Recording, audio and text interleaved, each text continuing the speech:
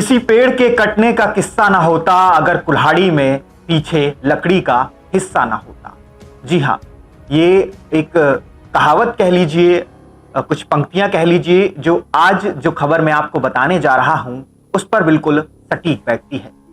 ये कहावत, ये पंक्तियां गद्दारी के लिए कही गई हैं। जी हां, और ऐसा ही एक गद्दार जम्मू कश्मीर में गिरफ्तार हुआ है।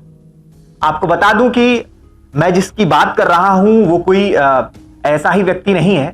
वो जम्मू कश्मीर पुलिस में बतौर डेप्यूटी सुपरिटेंडेंट ऑफ पुलिस के पद पर तैनात है, जिसका नाम है शेख आदिल मुश्ताक। डीएसपी शेख आदिल मुश्ताक वो गद्दार है जो पिछले कई वर्षों से कह लीजिए, पिछले कई दिनों से कह लीजिए, आतंकवादियों की लगातार मदद कर रहा था। आपको बता दूं कि एक जांच टीम ने इस बात का खुलासा किया है कि डीएसपी आदिल शेख, जो शेख आदिल मुश्ताक है, वो लगातार कई आतंकवादियों के संपर्क में था, कई आतंकवादियों की मदद कर रहा था और कई आतंकवादियों को वो पुलिस की गिरफ्त में वो ना आए, इस वजह से भी कई आतंकवादियों की वो अलग अलग तरीके से मदद कर रहा था और जिसके एवज में वो उनसे काफी मोटा पैसा भी वसूल रहा था। आपको बता दूं कि अभी हाल ही में हमने देखा था कि अनंतनाग में एक बहुत ही भीषण मुठभेड़ हुई। पिछले एक दशक के बाद इतनी लंबी कोई मुठभेड़ थी जो करीब 7 दिन तक चली। ये मुठभेड़ 13 तारीख को शुरू हुई और 20 तारीख को कहीं जाकर के 20 और 21 तारीख को ये जो मुठभेड़ थी समाप्त हुई। इस मुठभेड़ में हमने अपने कई जाबाजों को खो दिया, जिसमें कि एक कर्नल रैंक के अधिकारी, एक मेजर रैंक के अधिकारी और एक खुद जम्मू कश्मीर पुलिस के डीएसपी शामिल थे और 2 जवान भी इस मुठभेड़ में शहीद हुए थे। आपको बता दूं कि ये जो जवानों की शहादत है, ऐसा बताया जा रहा है कि ऐसे ही कई सारे गद्दारों की वजह से हुई है, क्योंकि जिस तरीके से इंटेल रिपोर्ट थी, इंटेल की इंफॉर्मेशन थी, जिस जगह पर आतंकवादी छिपे हुए थे, जब सेना के जवान वहां पहुंचते हैं और उन पर जिस तरीके से हमला होता है, ये कोई मामूली बात नहीं थी। और ऐसा बताया जा रहा है कि इसी तरीके के अधिकारी जो होते हैं वो अंदरूनी जानकारियां जो हैं वो आतंकवादियों को देते हैं, जिसकी वजह से हमारे जाबाज शहीद होते हैं। आपको बता दूं कि जो ये शेख आदिल मुश्ताक है वो 2015 बैच का अधिकारी है जम्मू कश्मीर पुलिस सर्विस का। ये ऐसा बताया जा रहा है कि काफी दिनों से एक आतंकवादी की जो है मदद कर रहा था। पिछले उसके फोन में से टेलीग्राम के जरिए आतंकवादी से संपर्क में था। एक आतंकवादी है जो कि टेरर फंडिंग, लश्कर तैयबा का टेरर फंडिंग के लिए वो एक मॉड्यूल चलाता था, जिसकी वो मदद कर रहा था। जब पुलिस ने उसे गिरफ्तार करने गई और पुलिस ने उसे गिरफ्तार कर लिया, तो उसने एक दूसरे आतंकवादी का नाम भी लिया था, जिसकी मदद अब जो शेख आदिल मुश्ताक है वो कर रहा था। आपको बता दूं, टेलीग्राम के जरिए 45 से ज्यादा बार आतंकवादी और शेख आदिल मुश्ताक की आपस में बातचीत हुई है। कई सारी ऐसी इंफॉर्मेशन, सेंसिटिव इंफॉर्मेशन थी जो शेयर की गई थी। वो लगातार कई पिछले एनकाउंटर्स में लगातार कॉल के जरिए आतंकवादियों के संपर्क में था।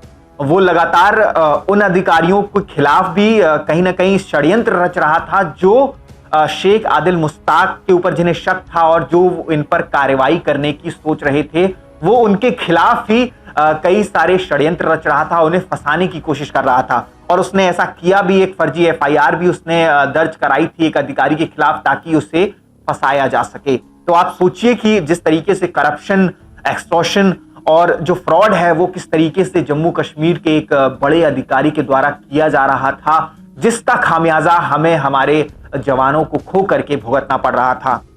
आपको बता दूं कि ये जो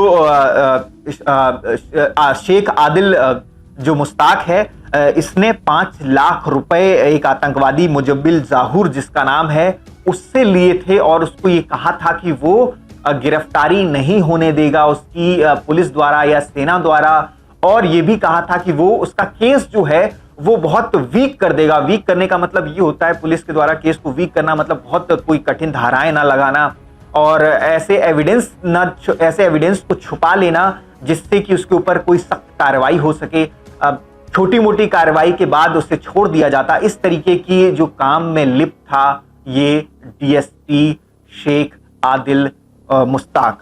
आपको बता दूं कि जो मुजम्मिल जहूर जिससे इसका संपर्क हो रहा था पिछले कई महीनों से, वो लश्कर का एक मेन फंडिंग वाला आतंकवादी बताया जा रहा है, जो लश्कर के लिए, आतंकवादियों के लिए फंडिंग करता था, जो फेक अकाउंट्स बनाता था बैंक्स में, जिसमें कि वो बाहर से पैसे मंगाता था और उन पैसों को आतंकवाद बढ़ाने के लिए कश्मीर में अशांति फैलाने के लिए इस्तेमाल करता था। आपको बता दूं कि जो ये डीएसपी है शेख आदिल मुश्ताक, उसे उसके आवास से जब पुलिस टीम जब उसे गिरफ्तार करने गई तो वो खिड़की से कूद करके उसने भागने की कोशिश की, लेकिन कड़ी मशक्कत के बाद जो जवान थे, पुलिस के और आर्मी के जो जवान थे, उन्होंने उसे धर दबोचा। उसके घर से कई सारे दस्तावेज, लैपटॉप, मोबाइल से कई सारी ऐसी सेंसिटिव इंफॉर्मेशन मिली है जो कि कहीं ना कहीं पुलिस महकमे के लिए होश उड़ा देने वाली है, सेना के लिए होश उड़ा देने वाली है, क्योंकि जिस तरीके की इंफॉर्मेशन वो शेयर कर रहा था आतंकवादियों के साथ, तो